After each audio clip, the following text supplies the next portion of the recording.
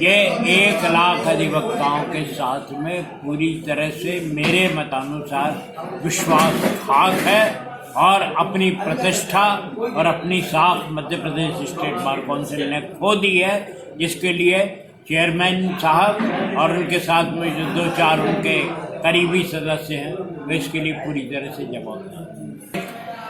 लंबे दिन तक 5 दिन की हड़ताल करने का निर्णय जिन मुद्दों पर लिया गया उनमें से कुछ मुद्दे कुछ बाद में और जोड़ लिए गए। इन सब मुद्दों पर लेने के बाद में हमारे बार काउंसिल के अध्यक्ष महोदय ने चीफ जस्टिस को पत्र लिखा। उसके बाद चीफ जस्टिस ने हम लोगों को बुलवाया। माननीय चीफ जस्टिस के समक्ष हाईकोर्ट बार एसोसिएशन की ओर से मैं और हमारे सचिव शशांक शेखर और पदाधिकारीगण गए।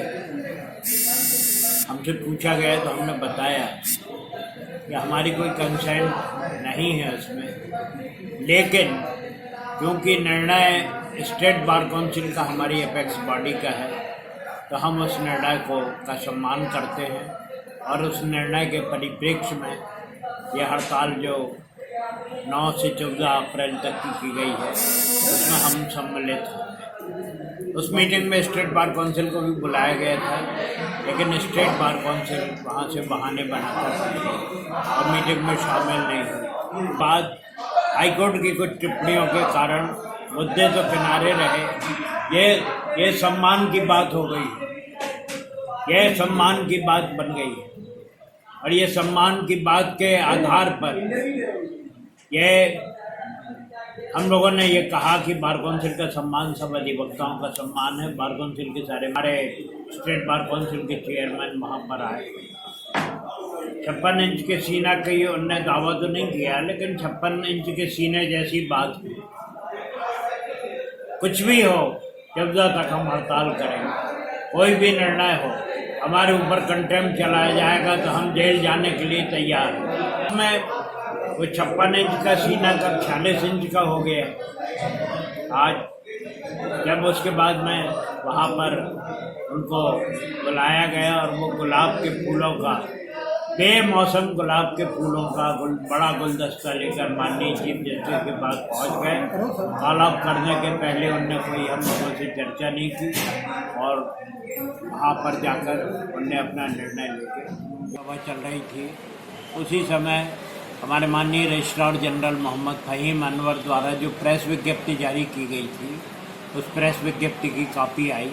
उसको पढ़कर हमारे माननीय चेयरमैन श्री शिवेंद्र उपाध्याय जी ने सबके सामने पढ़कर बताया और ये कहा कि अब कुछ भी हो हम कोई बात नहीं करेंगे। इन सबके सामने घोषणा की। आज मैं प्रेस के सामने भी उन्होंने बोला कि हम तो कोई बातचीत करने नहीं जाएंगे, लेकिन आज अचानक क्या कैसी परिस्थितियां आ गई, कौन सा हिडन एजेंडा था जो एकदम से वो तैयार हो गए, या उनकी कौन सी व्यक्तिगत मांगें पूरी हो गई, हमें नहीं मालूम।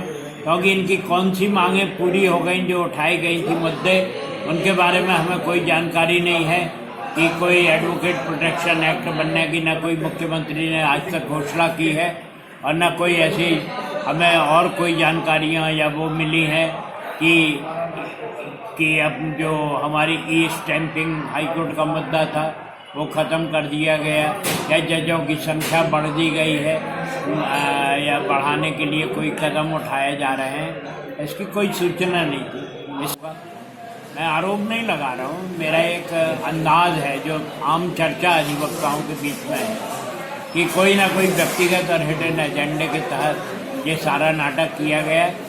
उनके एक बहुत करीबी अधिवक्ता ने 9 और 10 अप्रैल का 2 दिन का एडजस्टमेंट हाईकोर्ट से लगाया था, तभी हमें दाल में काला नज़र आ गया था।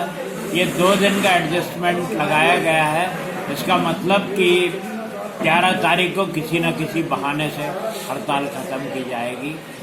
ये 1,00,000 अधिवक्ताओं के साथ में पूरी तरह से मेरे मतानुसार विश्वासघात है और अपनी प्रतिष्ठा और अपनी साख Madhya Pradesh state bar council ने खो दी है, जिसके लिए चेयरमैन साहब और उनके साथ में जो 2-4 उनके करीबी सदस्य हैं वे इसके लिए पूरी तरह से जवाबदार हैं।